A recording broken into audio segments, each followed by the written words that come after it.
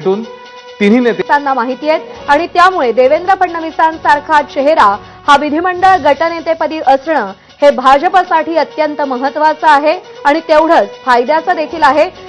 सुधीर मुनगंटीवार आणि चंद्रकांत पाटील देवेंद्र फडणवीस यांच्या नावाचा प्रस्ताव मांडतील अशी माहिती मिळतेय। वैभव परब आपल्याला अपडेट देईल। वैभव, देवेंद्र फडणवीसांच्या नावावर गटनेतेपदासाठी शिक्कामोर्तब झालंय।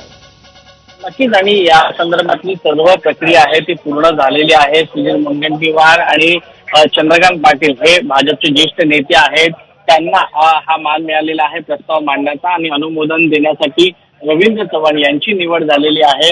त्यामुळे आता थोड्याच वेळात आतमधून विजय रूपाणी, देवेंद्र फडणवीस, निर्मला सीतारामन, चंद्रकांत पाटील हे बाहेर येतील आणि सेंट्रल हॉलमध्ये जातील आणि ही प्रक्रिया पडेल।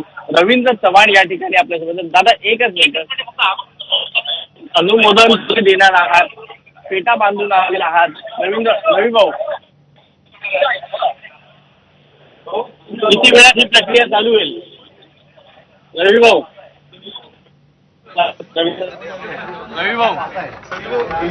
परत रवींद्र चव्हाण हे आतमध्ये गेलेले आहेत। संजय कुटे जी आहेत, थेट दृश्य भाजपच्या बैठकीच्या बाहेरची आहेत। आपण बघितलं परत चंद्रकांत पाटील देखील बाहेर आले होते, ते देखील आत गेले। अद्याप देवेंद्र फडणवीस हे आतमध्येच आहेत, त्यांच्यासोबत विजय रूपाणी, निर्मला सीतारामन सध्या आपल्याला पाहायला, संजय कुटे देखील आतमध्ये या ठिकाणी दाखल झालेले आहेत आणि यावर शिक्कामोर्तब झालेला आहे। देवेंद्र फडणवीस इथून निघतील, हे प्रस्ताव मांडतील आणि त्याला रवींद्र चव्हाण हे अनुमोदन देतील आणि थोड्याच वेळात सेंट्रल हॉलमध्ये देवेंद्र फडणवीस हे देखील भगवा फेटा परिधान करतील, त्यांना बांधण्यात येईल आणि टाळ्यांच्या कडकडाट त्यांचं स्वागत देखील या ठिकाणी केलं जाणार आहे। त्यामुळे ही थेट दृश्य आहे भाजपच्या कोर कमिटीची बैठक ज्यामध्ये चाललेली आहे, त्यामध्ये आपले भाजप बीडचे प्रतिनिधी अभिषेक मुठाळ आहेत, त्यांच्याकडून जाणूया।